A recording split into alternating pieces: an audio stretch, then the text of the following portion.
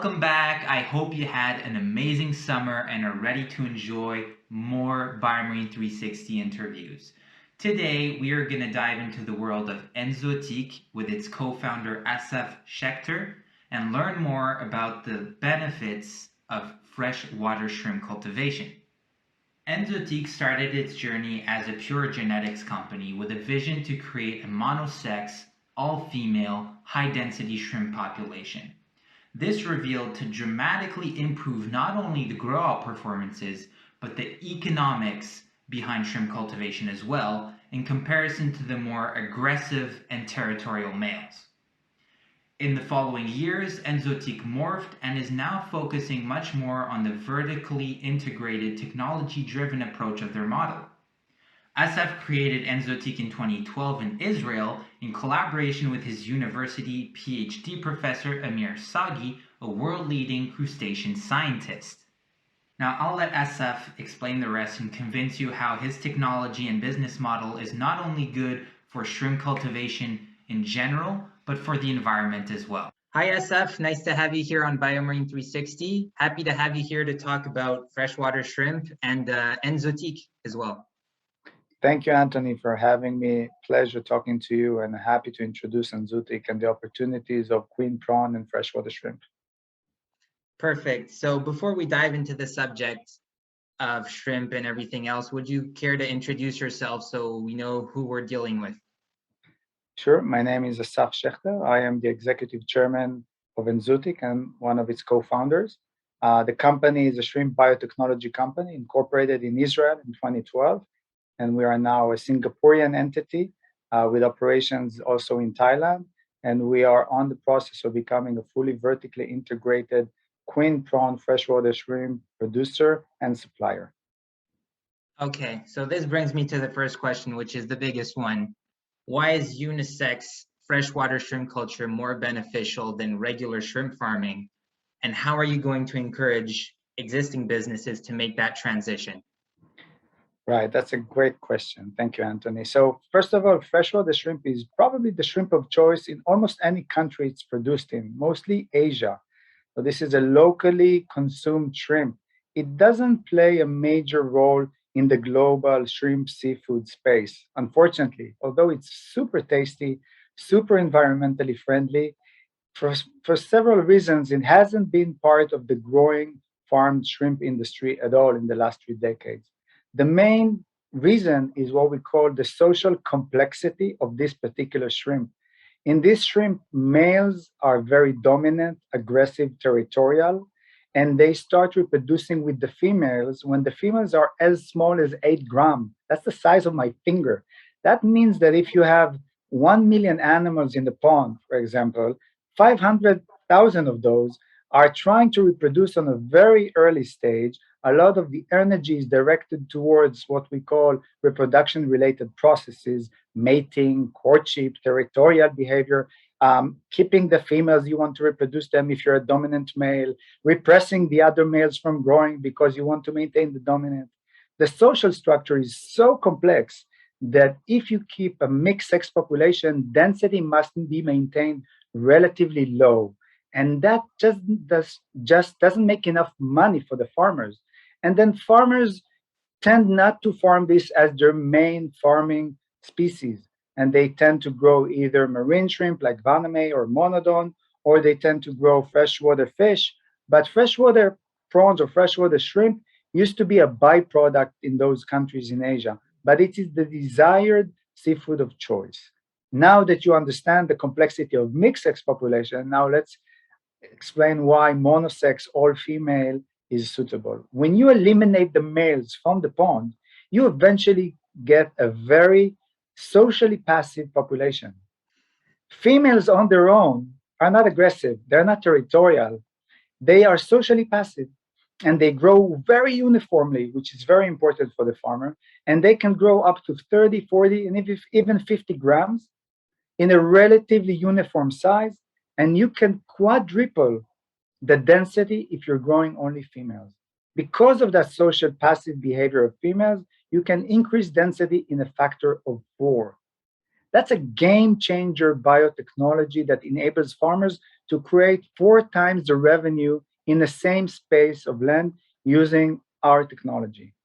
So this is why we believe that farming monosex, high density, all female freshwater shrimp is the way to change the economics of freshwater shrimp farming, eventually becoming one of the leading sustainable shrimp alternative in the market.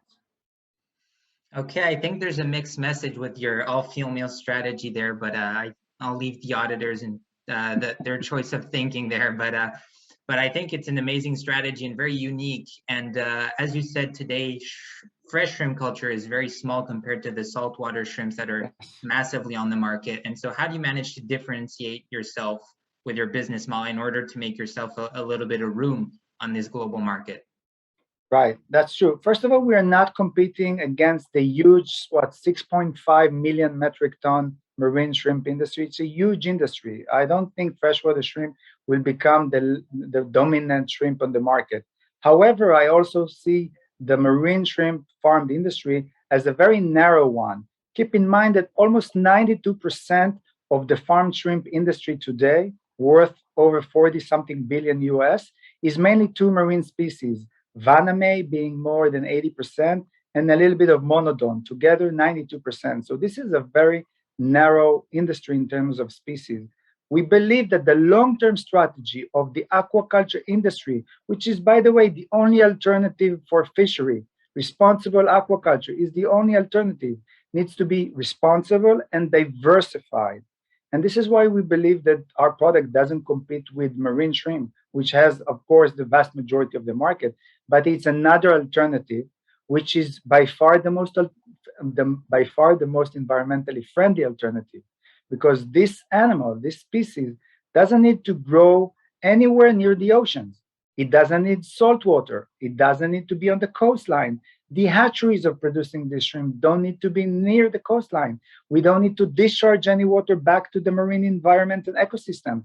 It could be done inland as far away as possible from the coast using pure fresh water. And if you do it responsibly, you can also use that water downstream to other traditional agriculture purposes.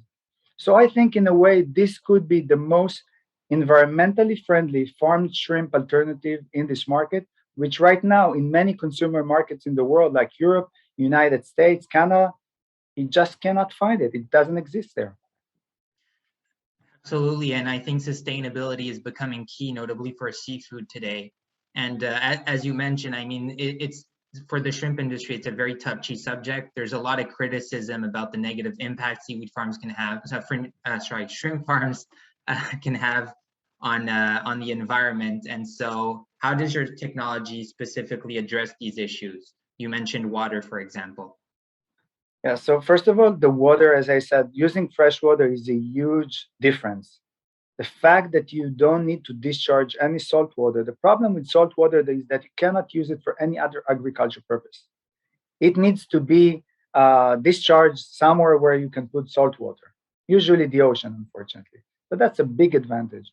Also, all of our production facilities, like our hatchery and nursery, these are all RAS being recirculated aquaculture system, which means that we discharge very little volume to the environment. We reuse the water.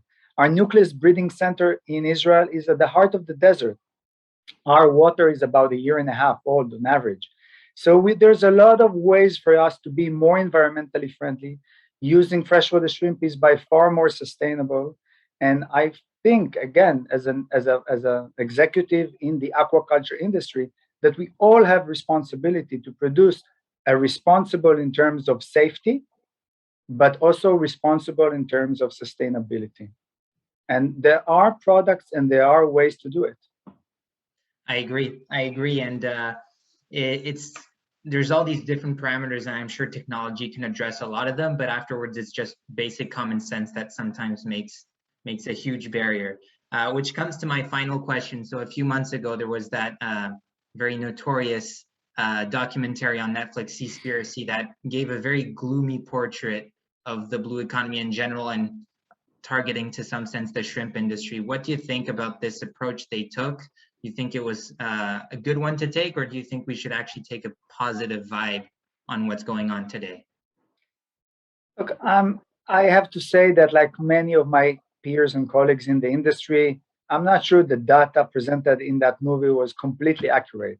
Having said that, I think the concept that we need to be responsible for the long term well being of our oceans and the ecosystem in them is still a valid uh, story that we need to address. And the way to reduce some of that impact is really to create responsible, high quality, sustainable alternatives. Fishery has its impact. Do we all want our grandchildren to enjoy fishery? We do. Are we overexploiting these resources? We are. Are there ways to produce prawns and shrimp more sustainably? There are. We are developing technologies like in Enzootic all the time to constantly create a more sustainable alternative. So I am definitely in favor that we as aquaculture leaders, we should try and address this point, not from a point where we should stop eating fish, which I think is the wrong message. I think we should stop eating fish which are not sustainably farmed or fished. And that's the message that we need to get across. And still, in many places around the world, and in most restaurants that we go into, the what we call the wild caught fish or shrimp is still the preferred choice. And I think that's in many ways where we didn't do our job properly. Because if we had provided them the information and the transparency about the safety of the product that we're producing in a sustainable way, I think that people would prefer to eat their seafood disconnected from harming our environments and ocean. It's yeah, it's true. I mean, it's a missed opportunity because today, as you said, a lot of people prefer wild because it has that image behind it. It's obviously clean in certain senses, even though even that can be debatable some cases.